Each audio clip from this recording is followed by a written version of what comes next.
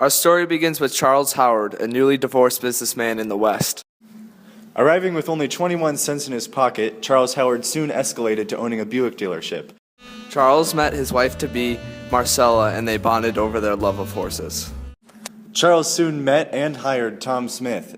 One day while at a horse show, Tom Smith suddenly stopped and looked around. That's the first time Smith met Seabiscuit, and he knew there was something special about the horse. They brought Seabiscuit back to the barn, but he didn't seem to get along with the other horses.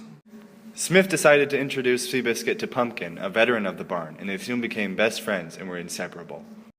Under Smith's care, Seabiscuit began to win races for the first time in his career. Seabiscuit's first big race was the Santa Anita Handicap.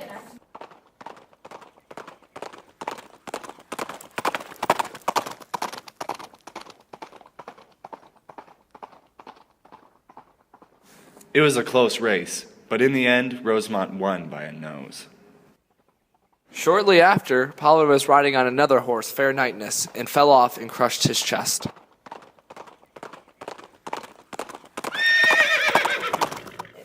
Back at the barn, Marcella and Charles Howard worried about Pollard's health, and Tom Smith worried about who would ride Seabiscuit. The team decided to bring in George Wolfe, one of Red's old friends, one of the best jockeys in the sport.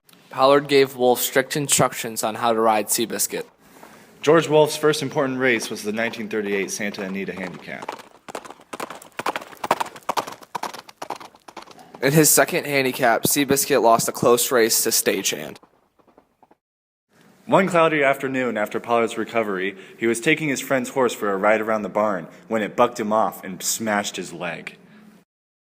Howard and Smith turned to George Wolfe once again. Pollard soon fell in love with his beautiful nurse, Agnes, and I can't say I blame him. Not long after, he asked her to marry him. Back at the racetrack, George Wolfe was in a race against Ligarodi, Charles Howard's son's best racehorse. Seabiscuit came away with an easy win. In the winner's circle, the feeling was bittersweet. Charles and Marcella still wanted to win the 100 grander.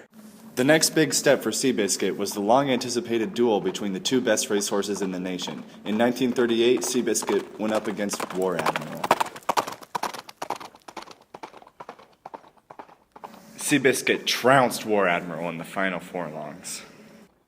In Seabiscuit's final race, he finally won the 1940 Santa Anita Handicap. After that, he retired and had many little biscuits. How cute.